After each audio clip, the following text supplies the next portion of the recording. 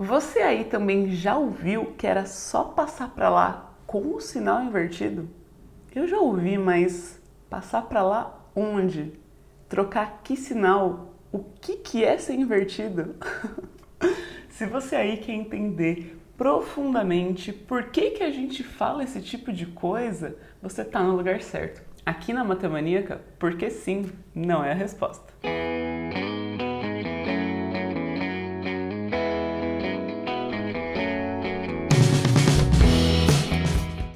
Oi time, aqui quem fala é a Julia Jacoldi, a Matemaníaca, e se você aí acha que é impossível amar matemática, bom, então você precisa se inscrever aqui nesse canal. E se você quiser garantir a existência dele e ficar mais próximo, íntimo da Juju, você pode ser um padrinho ou um membro nos primeiros links que estão aqui na descrição. Se você está acompanhando essa série aqui, você já deve ter percebido que eu não tenho nada contra a gente automatizar um processo. Tá tudo bem, inclusive deixa as coisas mais rápidas, eficazes, mas o que eu tô querendo questionar é por que os processos são automatizados desta maneira. E eu digo isso porque eventualmente você vai estar resolvendo um problema e você vai ter que justificar o que você está fazendo para um amigo, para um colega ou até mesmo para você.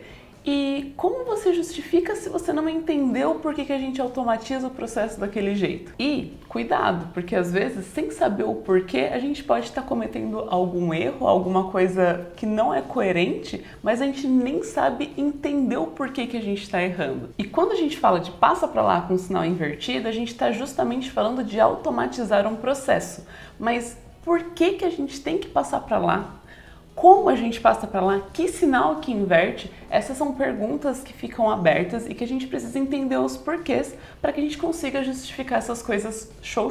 E cá entre nós, se a gente só escuta que é passa para lá com o sinal invertido, às vezes não dá uma vontadezinha em equações como menos 2x igual a 8, passar um menos 2 para o outro lado como mais 2? Pode isso? É esse o sinal que a gente tem que inverter? Para a gente poder entender esse processo, a primeira coisa que a gente precisa analisar é que a gente está tratando aqui de uma equação. Uma equação na matemática é uma sentença que iguala duas coisas, que diz que um é o outro, que este é exatamente aquele, que as coisas são iguais. Esse sinal de igual tá aí não é à toa, é que um lado é exatamente o outro lado. E a partir do momento que a gente tem uma equação, a gente pode fazer algumas manipulações. Mas que manipulações são essas?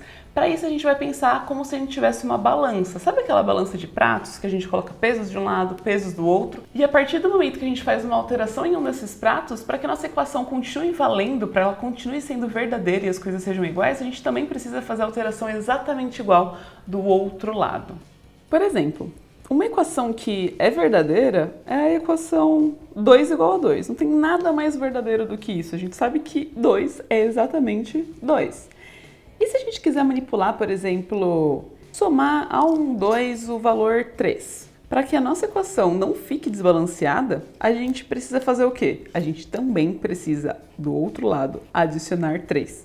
Bom, então o que a gente tem aqui é que 2 mais 3 é a mesma coisa que 5. E tá tudo bem mesmo, né? Parece que é assim que o mundo funciona. Um outro tipo de operação que a gente pode também fazer é multiplicar um dos termos, por exemplo, por 4. Mas se a gente faz essa multiplicação em um lado da nossa balança, a gente também precisa multiplicar o outro lado. E quando eu digo multiplicar o outro lado, eu não estou dizendo multiplicar o 2 ou multiplicar o 3. A gente tem que multiplicar a rapaziada toda pelo mesmo valor, para que a gente consiga manter essa igualdade. Então, falar 4 vezes 2 mais 3 é a mesma coisa que 5 vezes 4. Bom, e parece que é assim mesmo que o mundo funciona. Então, 4 vezes 2 mais 4 vezes 3, se a gente aplicar a regra da distributiva, é a mesma coisa que falar 20. Mas essas são as equações mais simples que você pode ver. As que a gente costuma ver por aí, elas têm um mistério. E esse mistério a gente chama de incógnita. E na sentença matemática a gente costuma escrever como a letra X. E quando essa incógnita está lá, a pergunta que a gente precisa fazer é: que número que eu colocando no lugar desse X vai fazer com que a nossa sentença seja verdadeira? Por exemplo, no caso em que a nossa sentença é x igual a 4, o nosso x necessariamente é 4. É o que a sentença já diz por ela mesma. X é 4. X igual a 4. Agora, e no caso que a gente tem x mais 3 é igual a 5? Bom, nessa equação, você poderia me dar um primeiro argumento dizendo o seguinte, que o único valor que adicionado a 3 é igual a 5 é se esse valor aqui for 2. Afinal, 2 mais 3 é 5. Então, o nosso x aqui, a nossa resposta, seria 2. Mas um outro jeito de interpretar esse problema é a gente pensar que a gente tem um x que está sendo adicionado a 3, que é exatamente igual a 5. Dá uma vontadezinha de tirar esse 3 daqui, a gente deixar esse x isolado, sozinho. Então, o que a gente poderia fazer? A gente poderia subtrair esse 3 deste lado, porque assim a gente faria que 3 menos 3 daria 0. O que a gente conversou? A gente conversou que se a gente faz uma mudança de um lado da nossa igualdade, a gente precisa fazer a mesma mudança do outro lado. Então, aqui a gente tem um 0, obtendo desse lado um x apenas, e desse lado 5 menos 3, que é a mesma coisa que 2. São dois jeitos diferentes, mas chegando no mesmo resultado. Tá, mas esse aqui ainda é um jeitinho bem simples. Vamos tentar fazer um pouquinho mais sofisticado? Vamos agora pensar nesse caso, o 3x menos 2 igual a 4.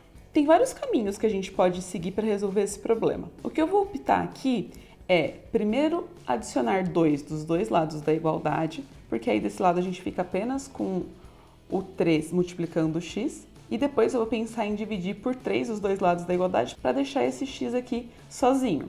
Então vamos lá, eu faria primeiro o 3x menos 2 mais 2, mas se eu somo 2 de um lado, eu preciso também somar 2 do outro. A gente obtém daqui um 0, então eu vou ter 3x, que é igual a 2 mais 4, que é 6. E aqui, o que eu vou fazer é dividir os dois lados por 3. Afinal, 3 dividido por 3 é 1, então a gente sobra com apenas um x de um lado. E 6 dividido por 3 é igual a 2. Então, a gente soluciona o nosso mistério, a gente resolve a nossa incógnita, o x precisa ser 2. Agora que a gente já conversou um tanto sobre a equação, lembra que no início do vídeo eu perguntei se na equação menos 2x igual a 8 é tudo bem passar o menos 2 para lá como mais 2? Bom, deixa aqui nos comentários a sua justificativa do porquê isso é válido ou não. No primeiro vídeo da série Porque Sim Não é Resposta, a gente falou sobre equivalência de frações. Foi um vídeo super show para ensinar a gente a somar frações. E você acredita que a equivalência de frações é uma excelente aliada quando a gente fala sobre resolver equações? Então, vou deixar aqui um desafio. Você pode pegar um papel, pausar esse vídeo, tentar e depois você dá um play para ver como que a Juju resolveu. E a equação é a seguinte: 2x mais 1/5 menos x sobre 10, que é igual a meio mais 8/5. Bora resolver? A primeira coisa que eu vou fazer aqui é observar que esse lado da igualdade a gente tem uma soma de frações. Bom, para facilitar a minha vida, eu vou somar essas frações aqui e eu vou ver no que vai dar. Para poder somar essas frações, eu vou usar um rascunho. Eu quero fazer 1/2 mais 8/5. Eu vou fazer exatamente do jeito que eu ensinei para vocês lá no primeiro vídeo dessa série, que a gente vai usar frações equivalentes para deixar os denominadores iguais. Eu vou multiplicar essa fração por 5 e vou multiplicar essa fração por 2. E aí eu vou obter 5 sobre 10, 16 sobre 10. Agora que nossos denominadores estão iguais, a gente consegue somar os numeradores. Então, a gente vai ter 16 mais 5, 21. A gente acabou de fazer com que essa equação fique um tantinho quanto mais simples. Uma coisa que pode ajudar a gente aqui é olhar individualmente esses carinhas aqui. Esse e esse. Por quê? Porque eles são os únicos que o denominador não é 10, tá bom? Qual é o denominador do 2x? O denominador é como se fosse uma divisão. Então, que número que divide o 2x que continua sendo 2x a não ser o próprio 1? Então, eu vou fazer o quê? Eu vou simplesmente olhar este valor e substituir por um valor que é exatamente a mesma quantidade, porém ele tem uma carinha um pouquinho diferente. Por exemplo, eu poderia escrever o 4 como 2 mais 2 ou o 4 como 2 vezes 2, mas isso não deixaria que ele fosse um 4.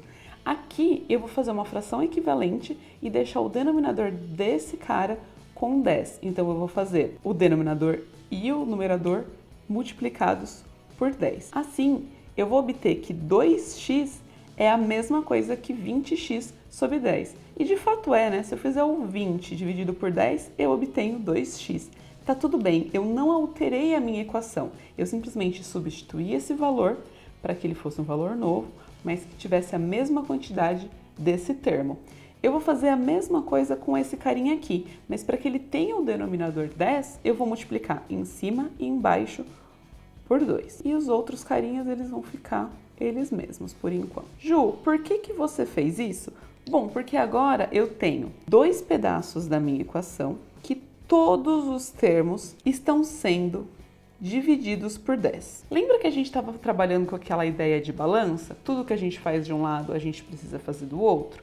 Agora eu consigo com certeza multiplicar um lado por 10 e multiplicar o outro lado também por 10, mas quando eu digo multiplicar, é aquela ideia de que todo mundo precisa estar sendo multiplicado por esse valor para que a balança continue equilibrada.